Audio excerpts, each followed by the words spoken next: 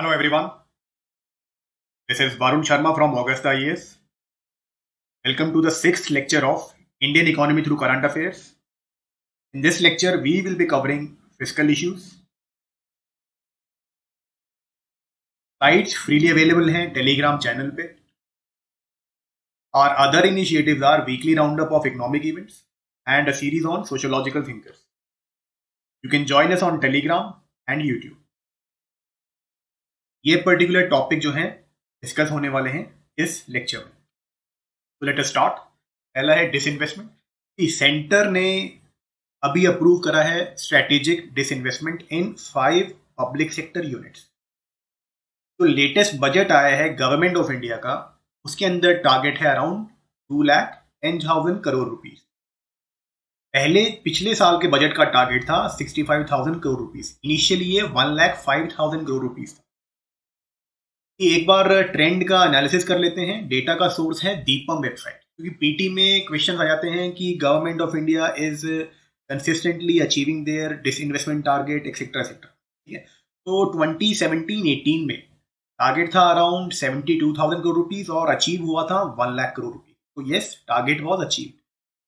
2018-19 के अंदर टारगेट था 80,000, अचीव हुआ था around 85,000. Yes, target was achieve. 2019-20 के अंदर टारगेट था 1,05,000, फिर से डाउन स्केल करा 65,000 और अचीव हुआ एंड में अराउंड 35,000 करोड़ रुपीस. तो उस साल टारगेट अचीव नहीं हुआ. If there is a question that government of India और central government is consistently achieving their disinvestment targets, then the answer will be no. अब समझ लेते हैं डिसइन्वेस्टमेंट होता क्या है. बेसिकली डिसइन्वेस्टमेंट है government they will sell their share in public sector unit. कि for example SBI government own करती है, एसबीआई के 100 शेयर्स हैं, उसमें से गवर्नमेंट को पैसे की जरूरत पड़ी तो गवर्नमेंट ने 10 शेयर पब्लिक को बेच दिए.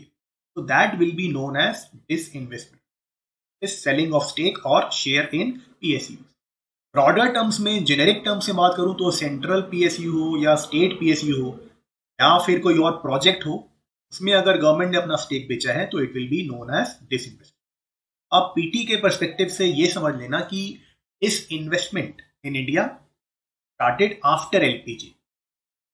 1991 में हमारे यहाँ बैलेंस ऑफ पेमेंट क्राइसिस हुआ. फिर बैलेंस ऑफ पेमेंट क्राइसिस के बाद we introduced LPG reforms and one of the component was, if you remember, privatisation. 1991-92 में जो पहला गोल था इस इन्वेस्टमेंट टारगेट का, वो था अराउंड 3,000 करोड़ रुपीस.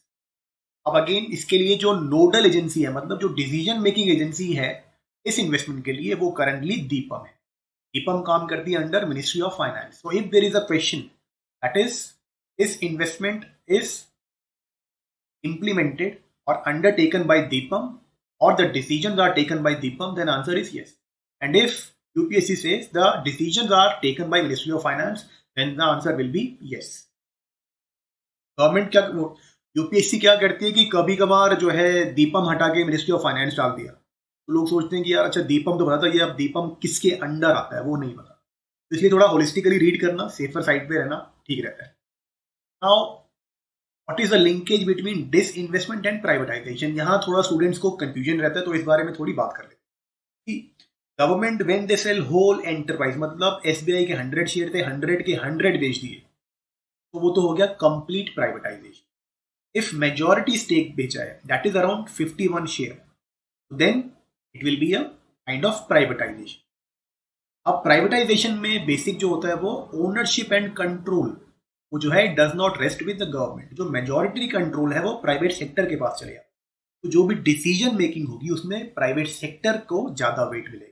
जैसे कि एसबीआई की ब्रांच कहाँ खोलनी है, एसबीआई की ब्रांच कहाँ से बंद करनी है, एसबीआई का रेम्यूनरेशन कितना होना चाहिए, डिविडेंड कितना होना चाहिए शेयर पे, वो सारे डिसीजन प्राइवेट सेक्टर के पास रहेंगे. गवर्नमेंट का इन्फ्लुएंस रहेगा लेकिन प्राइवेट सेक्टर का वेट बढ़ जाएगा. और अगर 100% हो गया, पूरा का पूरा एसबीआई बेच दिया, तो फिर गवर्नमेंट को लेन देना रहा ही नहीं. Now strategic disinvestment. अब इससे पहले देख लेते हैं कि माइनॉरिटी डिसइन्वेस्टमेंट होती है. माइनॉरिटी डिसइन्वेस्टमेंट होता है कि government they will retain their majority stake, that is typically more than 51% जो है वो गवर्नमेंट के हाथ में ही रहेगा. तो यहाँ पे गवर्नमेंट क्या करेगी, एसबीआई के अंदर 10, 20, 30, 40 शेयर बेच, तो it will be a minority kind of disinvestment. अब इसमें कंट्रोल गवर्नमेंट के पास रहेगा। रिसेंटली पावर ग्रिड के अंदर, रूरल इलेक्ट्रिफिकेशन के अंदर गवर्नमेंट ने माइनॉरिटी डिसइन्वेस्टमेंट।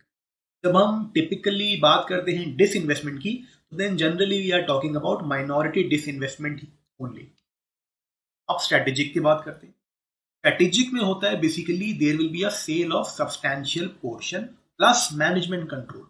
तो डिसइन्वेस्टमेंट कमीशन की डेफिनेशन है, याद रखना सिविल्स में, कि कोई Tom Dick and Harry online कुछ बोल रहा हो, कोई वेबसाइट कुछ बोल रही हो, तो उसकी डेफिनेशन नहीं चलेगी प्रीलिम्स में। मेंस में एक बार को यूज कर सकते हो क्योंकि मेन सब्जेक्टिव है।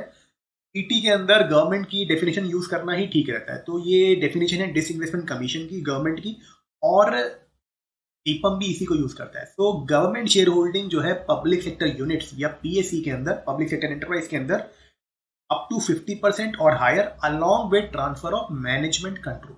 तो मैनेजमेंट का जो कंट्रोल है, जो मैनेजमेंट के डिसीजंस हैं, वो प्राइवेट सेक्टर के पास चले जाएंगे या फिर स्ट्रेटेजिक बायर जो है उसके पास है। अब याद रखना स्ट्रेटेजिक में जरूरी नहीं है कि आपका जो है 50% से ऊपर ही जाएगा, इसमें नीचे भी आ सकता है।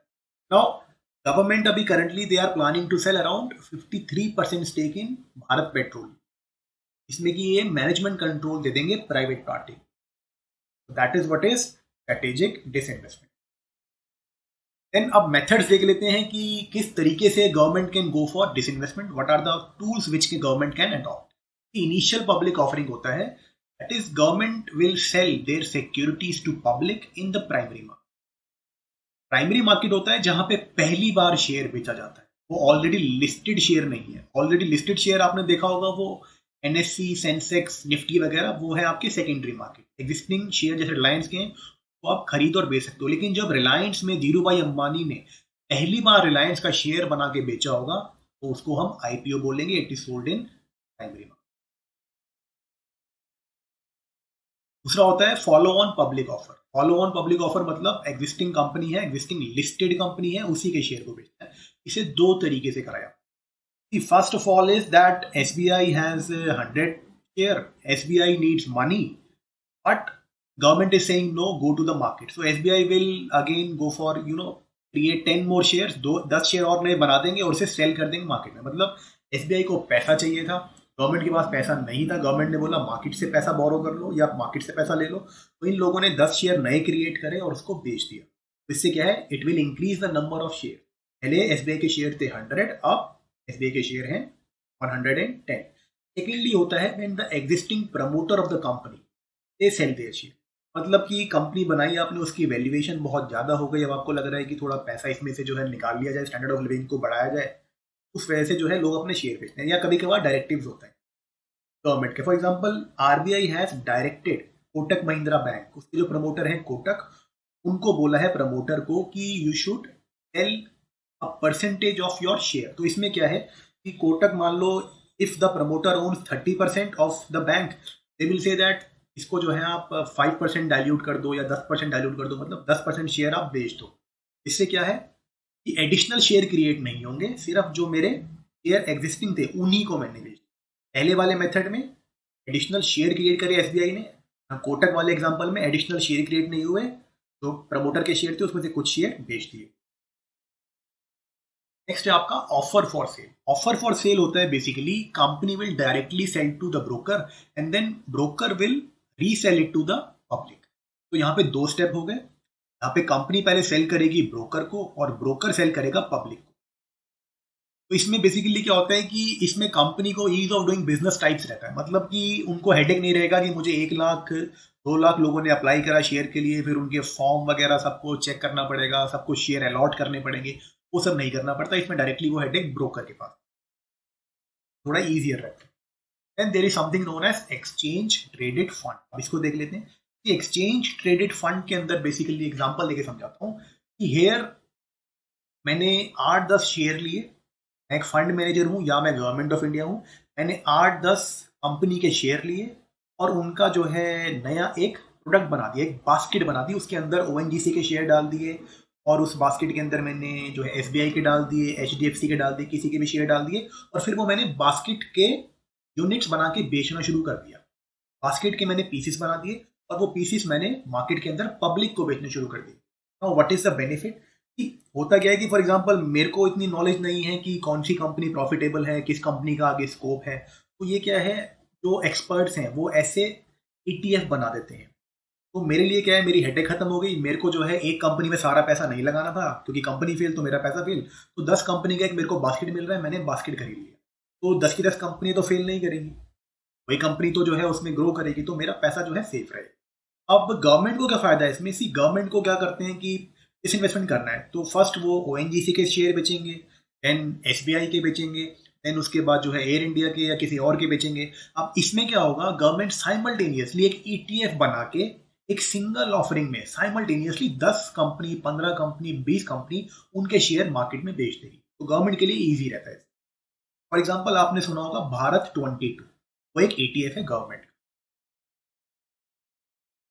And compensation cess, basically center has asked the states that now we have lower GST collections, so that is why we have lower compensation cess, so there will be a constraint in paying to the state। मतलब कि centre के पास GST का पैसा नहीं आ रहा है। अब GST नहीं लग पा रहा है चीजों पे, तो कंपनसेशन सेस जो जीएसटी के ऊपर लगता है वो कलेक्ट नहीं हो पा रहा है। तो स्टेट्स को जो रीपेमेंट करनी थी, स्टेट को जो फंडिंग करनी थी, उसमें प्रॉब्लम आई।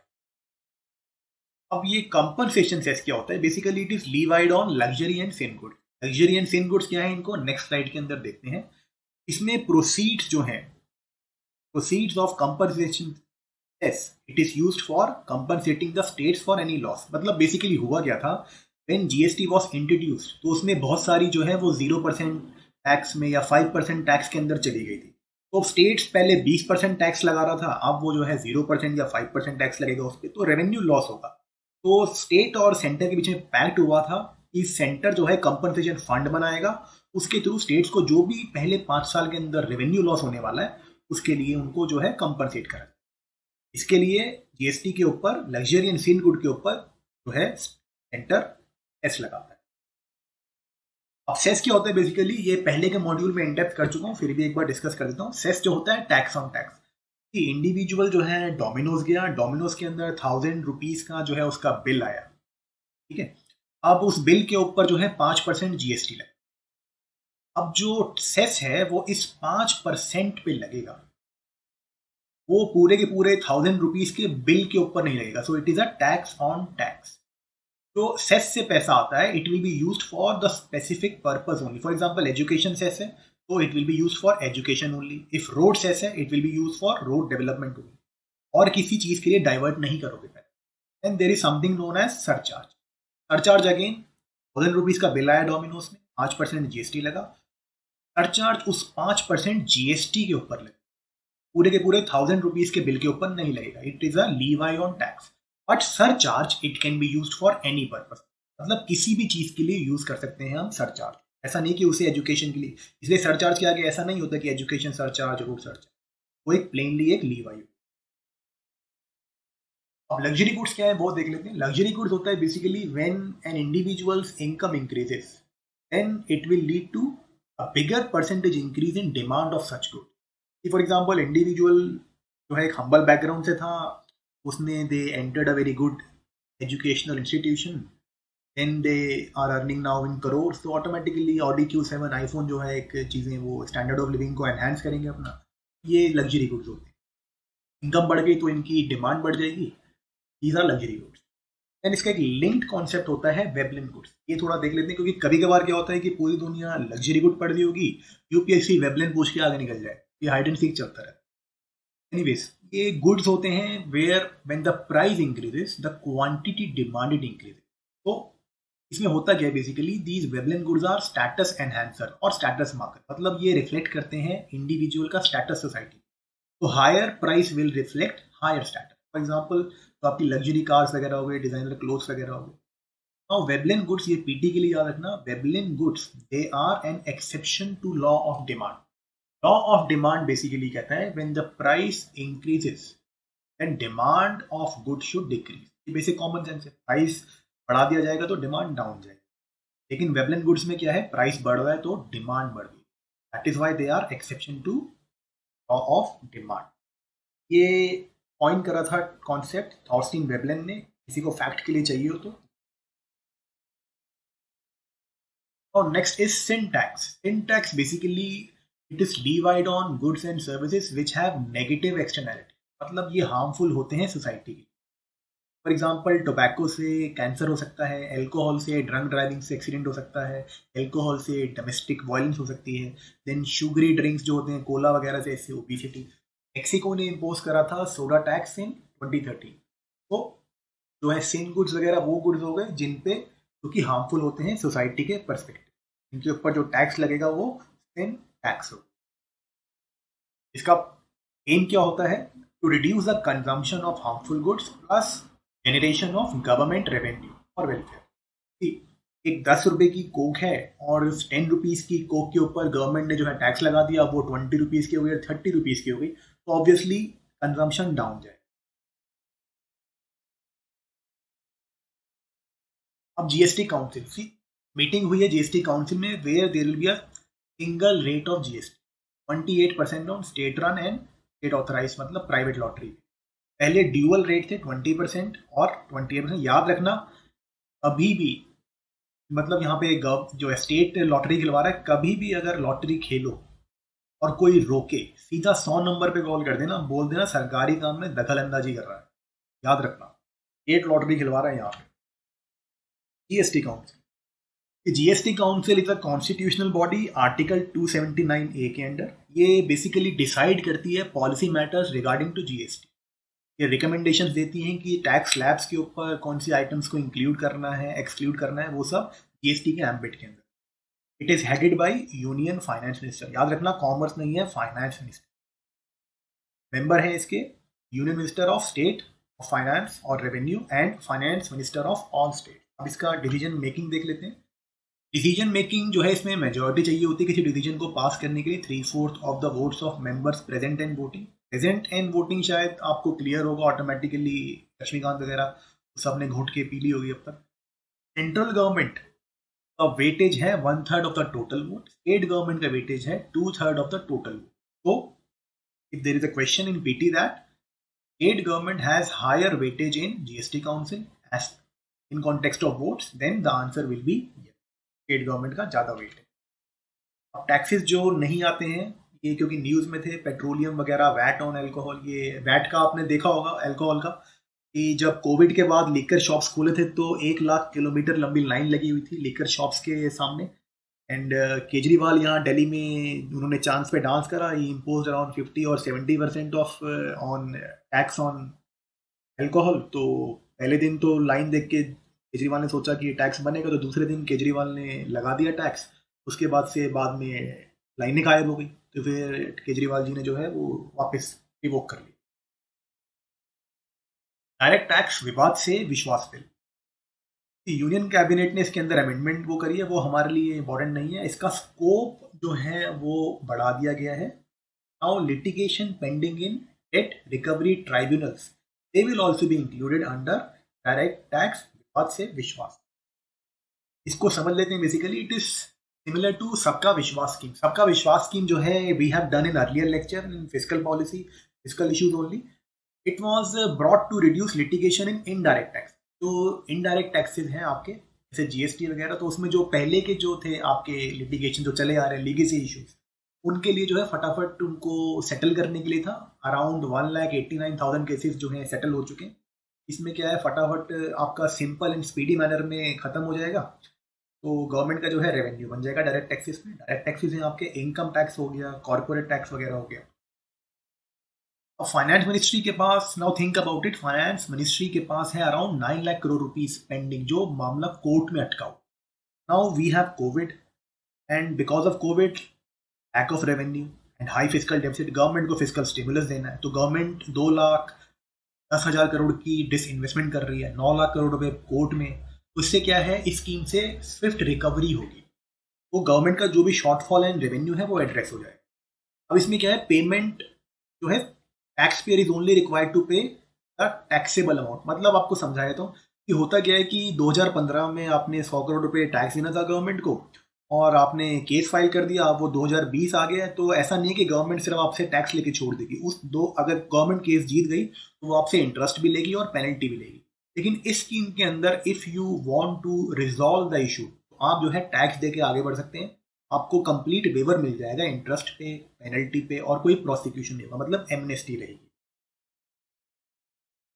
ये स्लाइड्स जो है फ्रीली अवेलेबल हैं। हमारे दूसरे इनिशिएटिव हैं weekly round up of economic events and series on sociological thinkers. You can join us on Telegram and YouTube. Thanks for watching.